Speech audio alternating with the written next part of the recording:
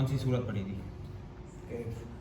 सूरतुल feel कहते हैं उसे, और फील कहते हैं हाथी को, अरबी में फील कहते हैं हाथी को। और एक छोटी सी सूरत है, इस छोटी सी सूरत ये मतलब अल्लाह ताला ने कब उतारी और किस वक्त नाजिल हुई, बड़ा मज़ेदार सा एक मुख्तसर सा वाक़या बयान करता हूँ। अबरहा नाम का एक ईसाई बादशाह था। कौन था? अबरहा नाम का एक ईसाई बादशाह था, और उसने जो है ना अपना एक इबादत खाना बनाया था, गिरजा जिसे कहते हैं, क्योंकि उस वक्त तो बुतों की पूजा होती थी, तो एक गिरजा बनाया था। और ये गिरजा बनाया था यमन का एक शहर था, सनआ नाम है उसका, थोड़ा सा नाम है सनआ। उस जगह पे गिरजा बनाया था। क्यों बनाया था? ताकि लोग वहाँ पे आके जो है इबादत करें उसकी। मतलब वो चाहता था जो पहले जो है, जब आप सल्लल्लाहु अलैहि वसल्लम के आने से पहले, नबुवत से पहले जो लोग थे ना, वो खाने काबा के अंदर जाके इबादत करते थे, बुत रखे हुए थे जगह जगह पे, आप लोगों ने सुना होगा पहले भी।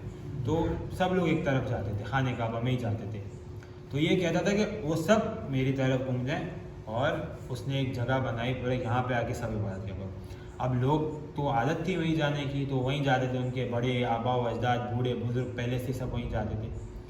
तो उसको गुस्सा आया, तो उसने अपना लश्कर तैयार किया और निकल पड़ा खाने काबा को गिराने के लिए। नाऊज़ु बिल्लाह मिन ज़ालिक, कि मैं इसको गिरा दूंगा और फिर साके लोग, वो होगा ही नहीं, तो लोग जो है मेरे गिरजा जो मैंने बनाया उसकी इबादत करेंगे वहाँ पे आके।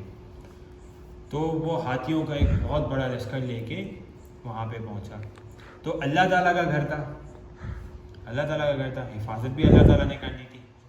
तो अल्लाह ताला ने उसकी हिफाजत ऐसे की थी कि अबाबील नाम के परिंदे, नाम तो सुना होगा आप लोगों ने, तो वो अबाबील नाम के परिंदे ऐसे परिंदे थे, और उनके जो है चोंच के अंदर ऐसी कंकरियाँ थी जो गोली से भी तेज़ रफ्तार की थी। ऊपर से वो फेंकते थे, वो हाथियों के ऊपर जाके गिरते थे, हाथी मर जाते या भाग जाते थे, गिर जाते थे। मतलब उनसे अल्लाह ताला ने हिफाजत फरमाई। उन लोगों ने अटैक किया वो लश्कर पे, और वो सारा निज़ाम उनका धर्म भरम कर दिया। तो ये इसका नाम इसलिए रखा है सूरतुल फील। फिर जब बाद में आप सल्लल्लाहु अलैहि वसल्लम पे जब कुरान मजीद उतरा, तो ये सूरतुल फील यूँ उतरी है, समझे? तो बड़ी इतनी सी सूरत में एक बड़ा मज़ेदार सा वाक़या था। अच्छा, आज हम दोबारा से वही सूरत पढ़ेंगे तर्जुमे के साथ। पहले ऐसे ही पढ़ेंगे, कोई मसला नहीं है, इतनी आसानी से याद नहीं होगी क्योंकि अरबी है ना, तो थोड़ा सा, लेकिन अज़म और हिम्मत करनी है कि याद करनी है। इस तरह हम टिकटॉक पे लगे हुए होते हैं ना कि यार किसी तरीके से ये वाली वीडियो बन जाए, किसी तरीके से मैं भी वायरल हो जाऊँ, तो इस तरह वो तो दुनियावी काम है, उस पर कोई सवाब नहीं है बिला वजह के, लेकिन इस पे अज़म करें तो अल्लाह ताला मदद भी करेगा और उतारेगा भी, और याद भी हो जाएगी आसानी से। चले, अऊज़ु बिल्लाहि मिनश शैतानिर रजीम, बिस्मिल्लाहिर रहमानिर रहीम।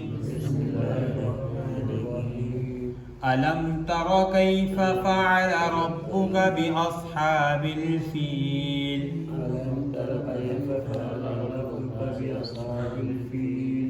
अलम यजअल कैदहुम फी तज़लील,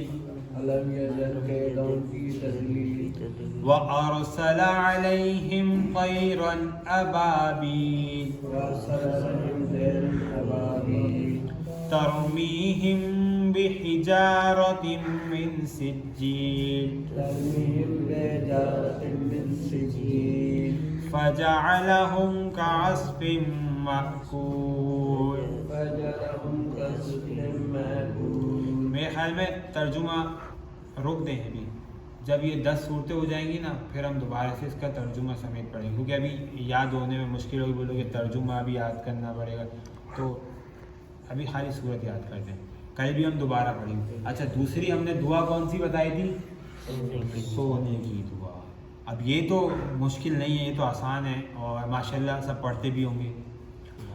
अच्छा, मैं आपको एक और बात बताऊँ, सोने से पहले देखो, सोते तो वैसे भी हैं, तो एक तरीके से सोएं तो सवाब भी, सुन्नत भी पूरी हो जाएगी और सवाब का सवाब भी मिल जाएगा। तो सोने से पहले की कुछ सुन्नत है, سب سے پہلی سنت یہ ہے کہ ہمارے پیارے نبی صلی اللہ علیہ وسلم سونے سے پہلے وضو کرتے تھے. نماز کے لیے وضو کرتے ہیں, سوتے تو سب ہے نا بھائی, وضو کر کے سو جائیں, ٹھیک ہے, اور سیدھے ہاتھ کی کروٹ پہ سوتے تھے.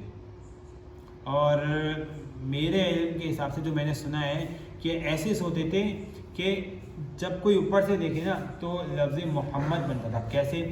یہ والا ہاتھ دانا جو نا رخسار کے نیچے ہوتا تھا, پاؤں تھوڑے سے سیدھے کرنے کے لیے ایسے فولڈ ہوتے تھے, نکلے ہوئے ہوتے تھے تھوڑے سے فولڈ کر کے.